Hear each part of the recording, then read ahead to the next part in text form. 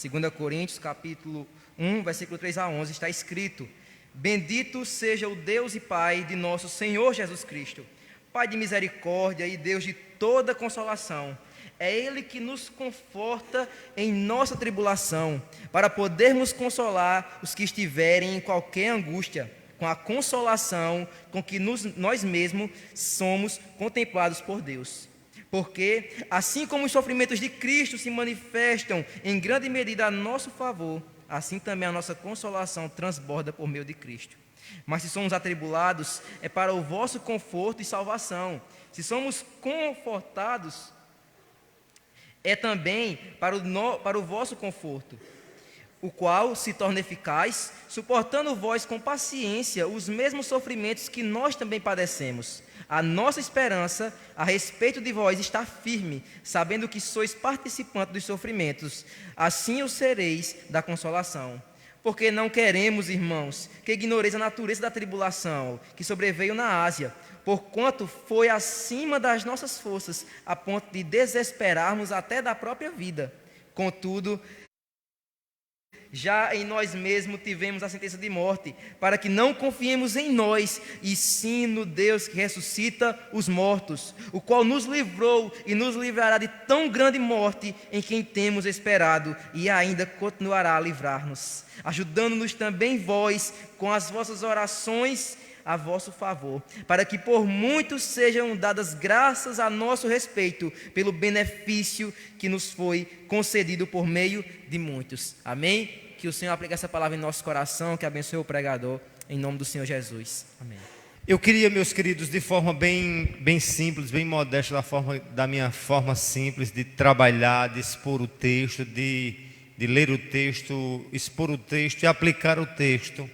E acho que a importância da leitura e da exposição da palavra, ela tem que se voltar para a atualidade. Você não pode pensar nessa narrativa de 2 Coríntios na igreja de Corinto, mas na igreja de Sumé de hoje, no dia 1º de março de 2020. Essa é a realidade que a gente está a viver. Mas eu queria assim trazer algumas informações preliminares da leitura que nosso irmão Samuel nos trouxe, A segunda carta de Paulo aos Coríntios, ela é diferente da primeira. A primeira, ele expõe mais um embate dos inimigos, dele, em que de fato queria questionar a autoridade apostólica de Paulo. Diferente de 2 Coríntios, a carta já aborda mais um cunho mais pessoal, relatando as experiências, os sofrimentos e a consolação concedida por Deus, Aqui a gente não vê um Paulo mais doutrinário na segunda carta, mas um Paulo mais com a sua experiência do dia a dia. E é justamente essa experiência que eu quero trazer para mim e para a tua vida, a partir da seguinte frase que está na minha retaguarda. Vamos todos dizer agora, Romário, por favor, expõe aí, para a gente estar tentando colocar em... Vamos lá, diga aí comigo.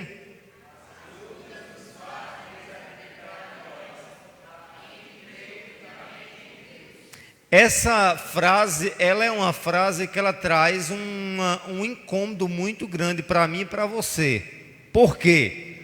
Porque isso implica tirar a chave da minha mão, aparentemente, e dizer que essa chave está inteiramente nas mãos do Senhor. E nenhum de nós queremos perder o controle de nada, Eu já disse a vocês de forma, em ocasiões passadas, o quanto o ser humano ele quer estar no controle. O dilema meu e teu é continuar a estar no controle de tudo. E a gente vê uma simples epidemia ou pandemia, como alguns assim nomenclatura da coronavírus, que simplesmente uma bactéria pode alarmar não uma nação, mas várias nações ou todas as nações. Isso traz pânico sobre as pessoas, isso traz inquietação sobre as pessoas, isso traz insegurança sobre as pessoas. Mas lembre-se de uma coisa, que a vida por si só, ela está no controle inteiramente de Deus. Amém? E é justamente essa palavra que eu quero nortear na minha homilia nessa noite, nós pensarmos sobre isso, que nada está sob o meu controle e tudo está sob o controle de Deus. E aí cabe mais do que nunca eu descansar. Ah, pastor, eu já ouvi o senhor falar isso por N vezes, mas por N vezes é necessário eu falar isso dia após dia, porque todo dia eu quero ter o controle, todo dia eu me questiono, todo dia eu me inquieto, todo dia de fato eu digo que de fato confio em Deus, mas as minhas ações não condiz com aquele que de fato está confiando em Deus. Você já observou que a gente quer tudo dentro do acúmulo? A gente quer assim a feira, assim, a ponto de dizer, não, olha, eu não posso ter a feira, a comida provido todos os dias, mas ela tem que estar nos estoques, o dinheiro tem que estar lá, as coisas sempre tem que trabalhar com antecedência. E você vê que essa ânsia por antecedência está nos fazendo um crente ansioso. Já observou que a gente fica sempre dentro de uma ansiedade de querer isso, de querer começar o culto, mas de querer terminar o culto, de querer chegar em casa, mas de querer dormir. Muitas vezes quando chega em casa para dormir não dorme. E estamos aí dentro dessa celeuma. Mas eu queria assim pensar com vocês, meus queridos, o que Paulo tem a nos trazer à luz da Escritura Sagrada nesse texto que Samuel acabou de ler, e 3 verdades que a gente pode aplicar para as nossas vidas. Primeira verdade: os sofrimentos que passamos devem produzir consolo e experiência para ajudar os outros. Lembre-se de uma verdade que a vida do cristão e do ser humano como um todo é marcado de sofrimento. E esse sofrimento vai nos tornar muito mais o quê? Muito mais crentes experientes, muito mais crentes moldados daquilo que Deus quer para mim e para a tua vida. Acompanhe comigo o verso número 4. Ele diz assim, olha: Ele que nos consola com toda a nossa tribulação, para que com a consolação com que nós mesmos recebemos de Deus, passamos a consolar os que estiveram em qualquer espécie de tribulação. Ou seja, só um minuto aqui. A tribulação, na verdade, na vida do crente, ela tem que produzir a experiência. Ela tem que produzir em nós, de fato, o consolo. E, consequentemente, meus queridos, isso vai produzir em nós mais e mais experiência de vida. Amém?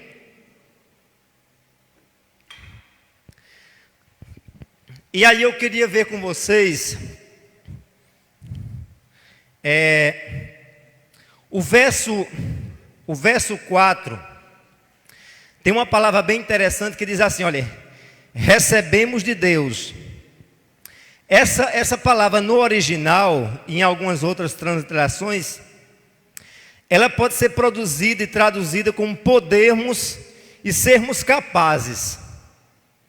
E uma das coisas que a gente pode ver aqui, que no original ela pode redundar e resultar na palavra dínamo, né? Vocês lembram da palavra dínamo, que significa poder? Daí deriva a palavra dinamite. Ou seja, quando recebemos de Deus poder, a capacidade, temos de Deus a capacidade de produzir experiência. Essa experiência é resultado de tribulação. E para que serve essa tribulação? Ela serve automaticamente para trazer sobre nós consolo. E esse consolo não é simplesmente para mim, mas esse consolo também é para o outro. Amém? E é bem importante nós pensarmos isso, porque Paulo deixa bem claro: todas as tribulações que eu passei, ela tem uma serventia, ela tem de fato um objetivo de, como é que diz, de me moldar, de fazer eu muito mais dependente de Deus. Por isso que ele diz, olha aqui, olha: recebemos de Deus para que possamos consolar os que estiveram consolados em qualquer espécie de tribulação, porque como transbordamos em nós os sofrimentos de Cristo, assim também por meio de Cristo transbordamos em consolo. E é justamente essa o desafio meu e teu, para vivermos os sofrimentos, e que esse sofrimento tem que produzir consolo, e esse consolo vai produzir experiência que há de ajudar os outros. E cada um da gente, nós temos nossas experiências próprias do dia a dia. E lembre-se de uma verdade, que a experiência minha, ela é para mim, mas ela pode trazer um resultado, pode trazer um apoio para alguém. Um exemplo, uma doença, uma crise, uma depressão. Vamos supor, você trabalhar o conceito, um exemplo de depressão no conceito teórico, e você passar por uma depressão, você vai aconselhar alguém com muito mais autoridade, não é verdade? A partir de uma experiência própria que você passou. É bem como alguém, vamos supor, falar de provisão, de um milagre, mas nunca passou fome, nunca teve uma experiência de uma provisão de Deus.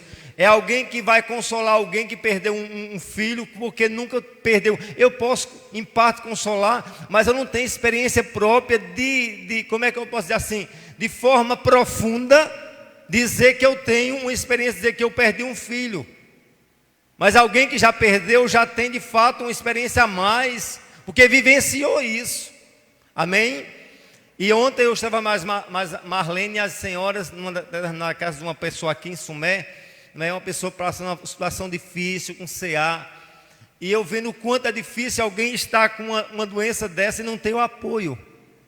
Lembre-se que o apoio é fundamental em todos os momentos da vida, em especial nos momentos de dores.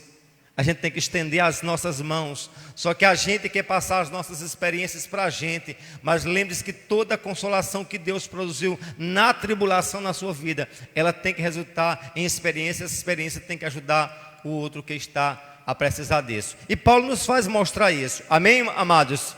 Paulo nos dá inteira, como é que diz, clareza do quanto é necessário a gente passar por tribulações, que em qualquer tribulação haveremos de quê? De ser transbordado em meio aos sofrimentos, e esse transbordar vai resultar em consolo.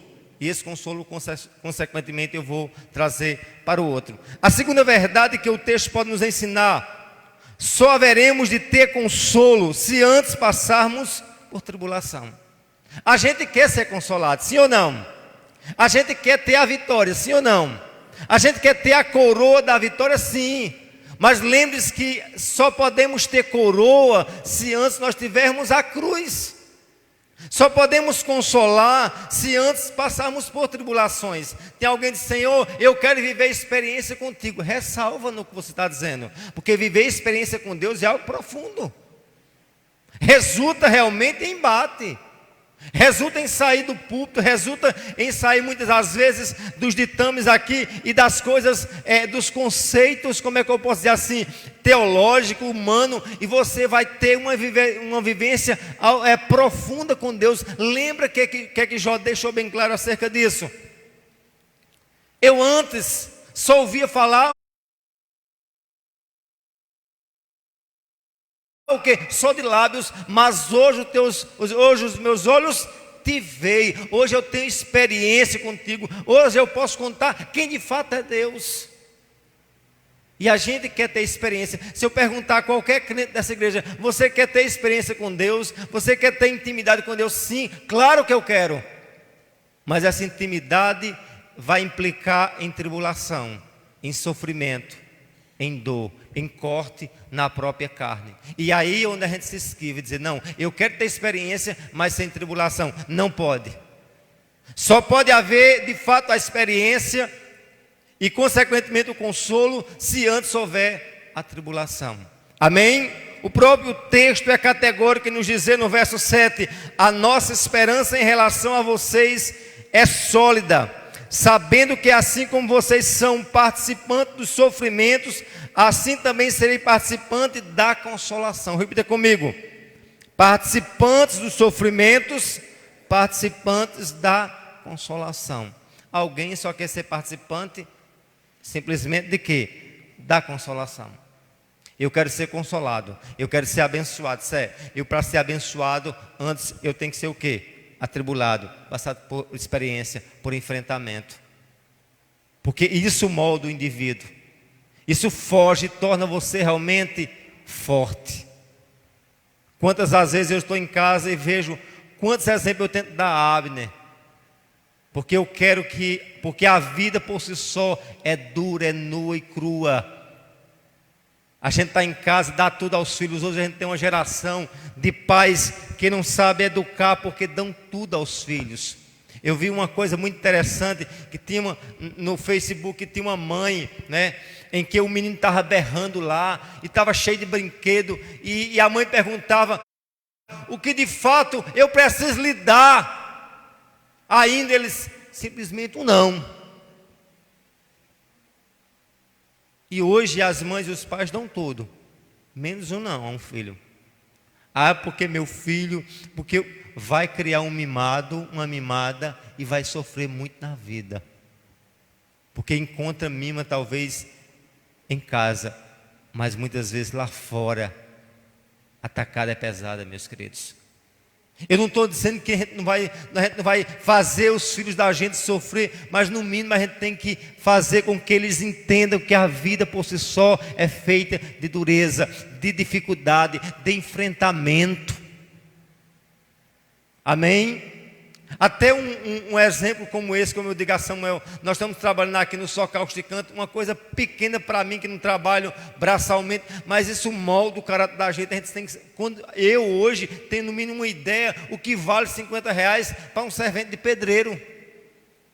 Que talvez muitos de vocês estão sentados dizendo, mas eu pago R$50, vá você num Só Causticante desse, passar de 7 a 11, de 1 até 5, no Só. Quando acabar, você rapaz, que dia tão terrível, R$50 foi pouco. Para você que de fato está trabalhando. Agora quando você paga, você diz, foi muito, porque você não sabe dar o valor daquele suor.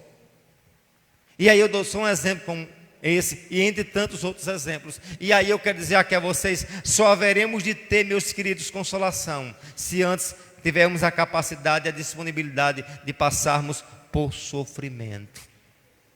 Amém?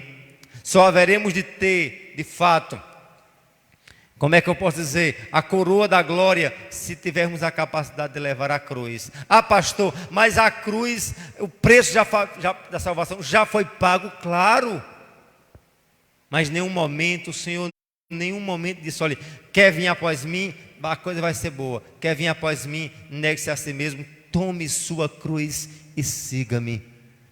Hoje o povo quer evangelho sem cruz, sem sofrimento, sem embate. Eu sou crente, na condição de crente, não vou passar por luta, não vou passar por dor, não vou passar por perdas. Mentira, vai passar. Mas tem a capacidade de se regenerar e dizer assim, eu estou aqui, mas estou caminhando com um ar de esperança, porque estou caminhando para frente, para cima, para o meu alvo, que é Cristo. O que diferencia da gente do não salvo? É porque a gente tem um alvo, a gente tem uma meta, a gente tem um projeto de vida. O projeto de vida do crente é o céu. Amém, meus queridos? Estamos aqui, mas não somos daqui. Por que temer o mundo? Por que temer a morte? Por que tanta inquietação em nosso coração? Vamos repensar o nosso conceito de vida. Amém? Que vivamos ou morramos, estamos nos braços do Senhor. E aí, a gente tem que pegar essa tribulação da gente e pegar, dizer, olha, Deus, pega essa tribulação, transforma em consolação, em experiência, para eu galgar meramente da experiência, não, mas pegar essa experiência e ajudar os outros. Tem muitas pessoas que precisam da sua experiência, de casado, de pai, de pastor, de vida. Uma das coisas que eu mais prezo é a vida. Não é um evangelho de conceito, mas um evangelho de experiência. Amém? Um evangelho que é forjado no dia a dia, na labuta. Isso de fato deve fazer parte da minha e da tua vida. Só haveremos de ter consolação se antes passarmos por tribulação. Repita comigo: participantes dos sofrimentos, participantes da consolação. Eu quero ser consolado, diga, mas antes eu tenho que ser atribulado. E a gente quer riscar, né? Senão, tribulação, sofrimento, dor. Nunca na história da humanidade se tiveram tantas pílulas, né? Morre alguém, não, toma aqui uma cartela de, não sei se é de Azepam, eu não sei o que danado é. A pessoa está lá. Eu já vi a ocasião de que pessoas riam no enterro do próprio pai. Sabe por quê? Porque não conseguem vivenciar o luto. Passa uma coisa, vamos tomar uma droga. Passa um negócio, e pensam eles que não são droga, né? Droga tão droga quanto a que está lá no morro, ou debaixo ou antes do pé do morro, no Neblon, ou em qualquer. Vocês entendem? O que tem a ver com o que eu quero dizer? A gente tem que viver as nossas experiências. Está passando, pastor, quer dizer que o senhor está dizendo que eu não vou tomar medicamento? Não estou dizendo isso, não. Eu estava com uma gastrite muito séria, um médico chegou para mim e disse, olha, passou um bocado de medicamento para mim. Eu disse, doutor, já sei que é ansiedade. Ele disse, quer um negócio antes da ansiedade? Não quero não. Porque quando eu já não consegui mais, porque eu sou avesso a uma dependência de medicamento. Eu não estou dizendo que ninguém não deve tomar o medicamento, mas você tem que ter os mecanismos, está entendendo? De autocontrole na sua vida. Não tem uma crise, toma logo uma dose. Meu querido, se autocontrole. Isso não é fácil. Não é fácil, claro que não é. Mas quantas pessoas estão altamente dependentes porque não querem viver, enfrentar dores, lutas?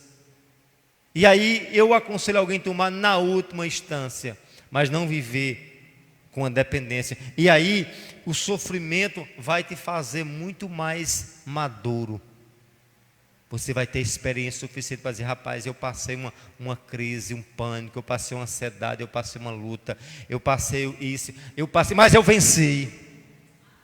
Amém? Isso é interessante, só que isso é um caminho muito mais estreito. As pessoas muitas vezes querem os caminhos dos atalhos, os caminhos fáceis, mas o caminho que não molda ninguém e que não forja ninguém a se tornar realmente um vitorioso. Você lembra a palavra que eu já preguei em cima disso, da palavra forjar? Quem lembra? Forjar é você pegar um objeto duro, um ferro, e você põe ele no fogo tão forte que você, quando pega ele, você dá a liga e a forma que você quer. E eu e você tem que ser forjado no fogo da tribulação. E à medida que eu sou forjado, eu sou feito mais e mais parecido à imagem e semelhança de Deus, mais parecido com o meu Senhor. Só que muitas vezes eu me pareço mais com os atores do mundo, os artistas do mundo, os feitos do mundo. Meu querido, a gente tem que se parecer mais com Cristo. E a Bíblia diz que o nosso Cristo era dado ao trabalho. Era de fato o quê? Era homens de quê? De dores. Vai para a palavra e você vai ver isso. Cristo no Getsemane, ele transpirou gotas de sangue. A agonia foi tão profunda. Se você acha que você passou a agonia, Cristo passou muito mais. Não, mas Cristo passou a agonia. E Cristo era Deus. Sim, ele era Deus, tão quanto Deus era homem, como eu, como você, sujeito à falha, à decepção, a desânimo, a tristeza, a depressão, a angústia, a sofrimento. Amém? A crises da alma. Porque eu sempre digo, as maiores crises não são crises externas, mas internas. São crises dentro, que não fere meramente o corpo, mas corrói a alma. E essa corrosão é tão profunda que ela produz corrosão no próprio corpo. Você sabia disso? Tem gente que está doente. Onde é que está a doença da pessoa? Aí bate todos os exames, não encontra. Claro, porque não tem um exame para a alma. Aí quando você menos espera, ela estoura numa úlcera, numa coisa qualquer, que é uma exteriorização da dor, né? Que é aquilo que a gente chama de doenças psicossomáticas. Mas a raiz do problema reside muito mais na alma, muito mais no sentimento, do que propriamente no corpo. Amém? E aí, meus queridos, eu aconselho você, e eu como é que diz, tento me regulamentar nesse sentido, de dizer, eu preciso ser forjado. Mas para ser forjado, como eu disse a você, precisa passar pelo fogo da tribulação. Isso não é muito bom, né?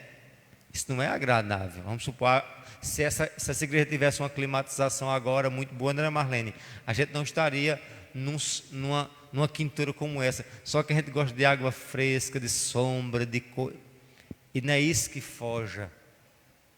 O que forja são as tribulações, os embates, os enfrentamentos. E os enfrentamentos não é para nos destruir, mas para nos tornar mais forte. Você sair lá na frente, você no meio das tribulações, você é uma pessoa muito mais forte. Ter experiência para contar. E dizer, como disse realmente o próprio Jó, né? Em que só ouvia falar só de lábios, mas hoje o Senhor, viu o Senhor face a face, como ele assim o disse. Por fim, o terceiro ponto, as tribulações fará entendermos que nossa total confiança deve estar unicamente em Deus. Atente comigo o verso 8, vamos juntos. Porque não queremos, irmãos, que vocês fiquem sem saber que tipo de tribulação sobreveio na província da Ásia. Foi algo acima da nossa força, a ponto de perdermos a esperança até da própria vida. Primeira verdade, a tribulação que sobreveio a Paulo na Ásia, ele não, como é que diz? Ele não nomenclatura essa tribulação. Ele só faz mencionar, e creio eu que ao mencionar os próprios coríntios já sabia dessa tribulação. Mas o que eu quero evidenciar é justamente quando ele diz aqui, olha, foi acima das nossas forças. Será que tem tribulação na minha e na tua vida que vai além da nossa força? Sim ou não? Será que tem ocasião que de fato a gente não dessa vez, pode comprar o caixão que o negócio... Tem ocasião, meus queridos, que a gente tem força e a gente muitas vezes engole, como é que diz, um boi, num bom sentido.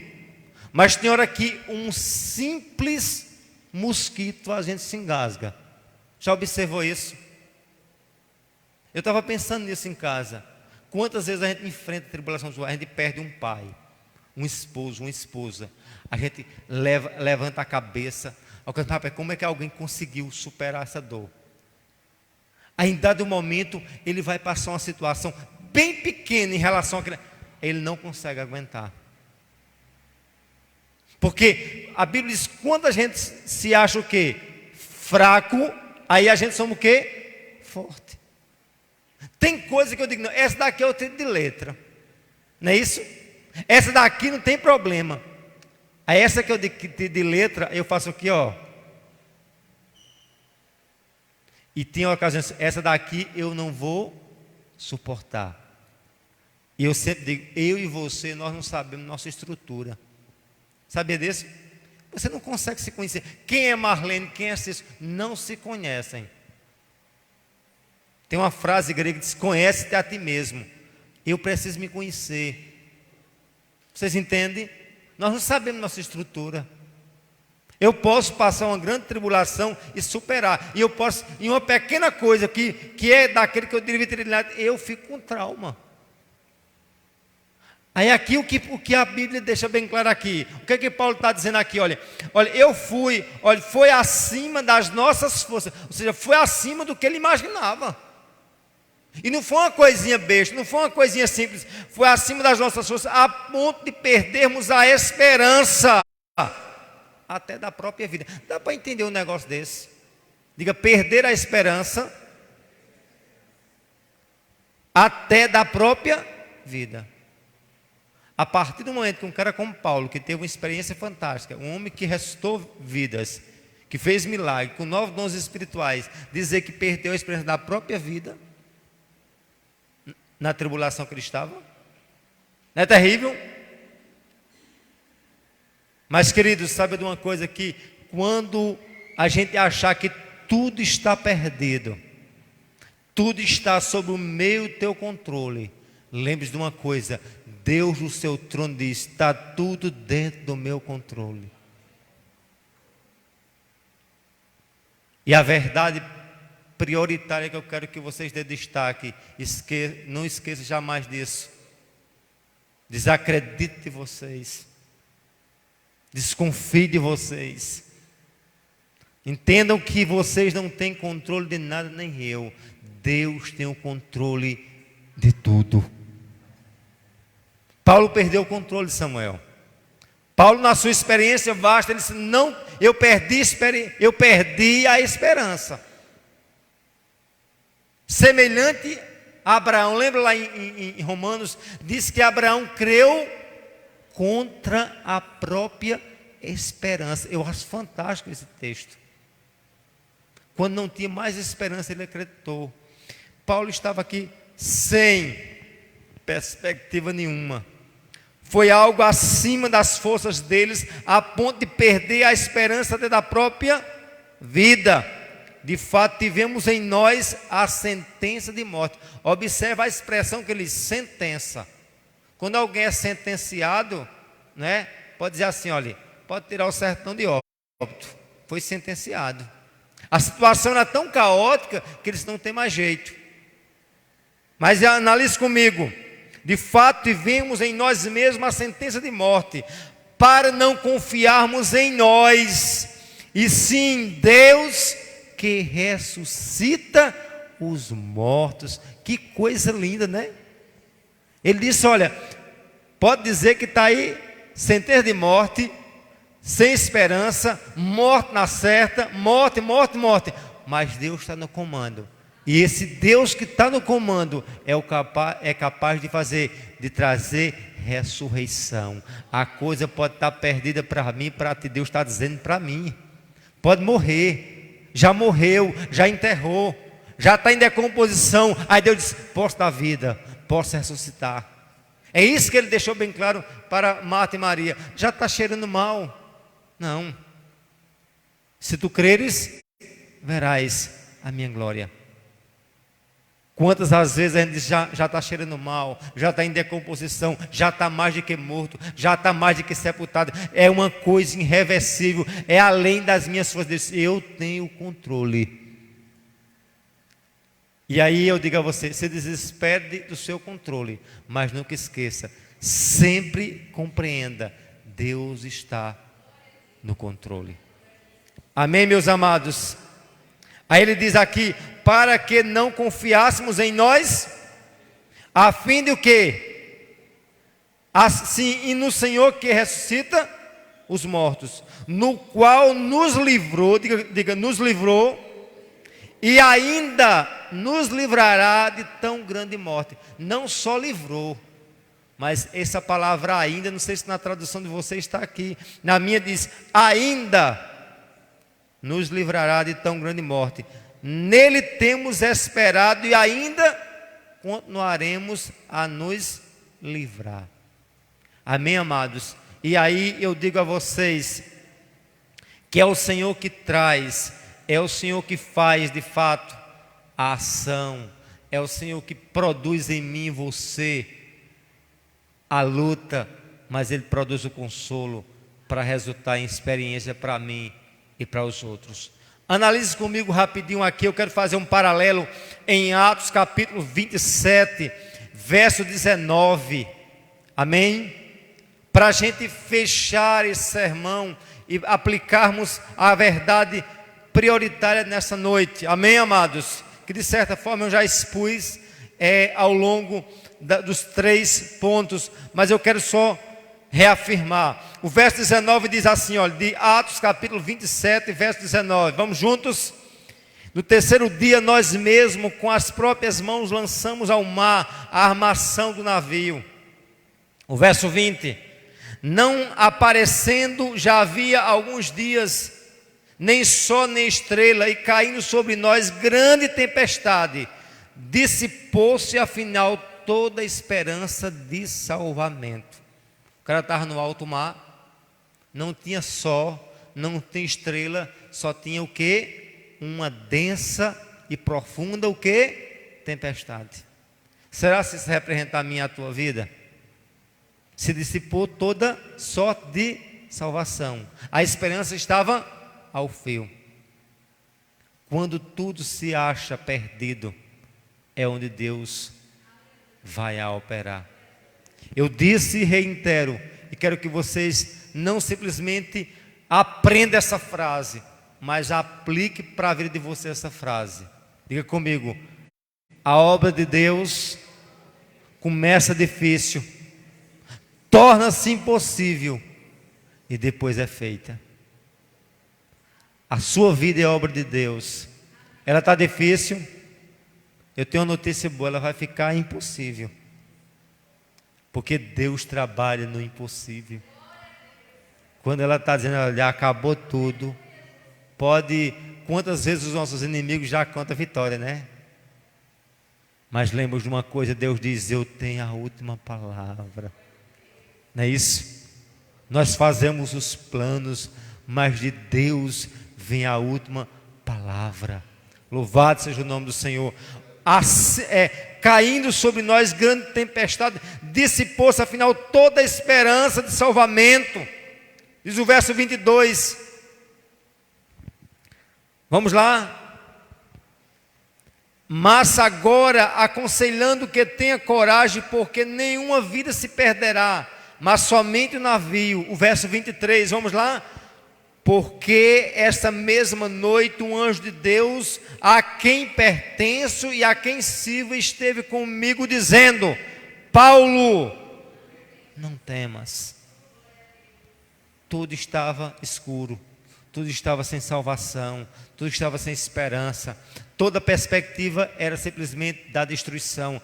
Deus se revela a Paulo, manda um anjo e diz: Paulo, não temas, é preciso que você compareça a César, e eis que Deus na sua graça lhes Deus todos que navegam com você. Portanto, senhores, devemos ter o quê? Coragem ou bom ânimo, pois eu confio em Deus que tudo vai acontecer conforme o que foi dito. É lindo saber de que o mesmo Deus de Paulo é o mesmo Deus meu e teu.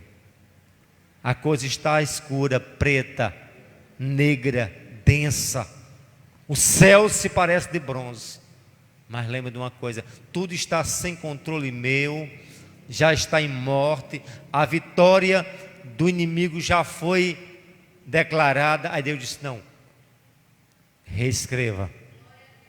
Eu já botei o ponto final. Aí Deus disse: não, reticência, porque é Ele, o Senhor da minha e da tua vida, que escreve a tua história. Amém? Ele é o autor dessa história, Ele é o autor das nossas vidas, e Ele nos dá ânimo e força nesta noite, dizendo: desconfie de você mesmo. Está fora do controle? Sim, mas Ele tem o controle de tudo. Amém, meus amados? Vamos para a aplicação, por favor, Romário.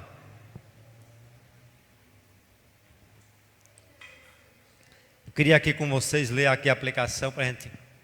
Vamos juntos?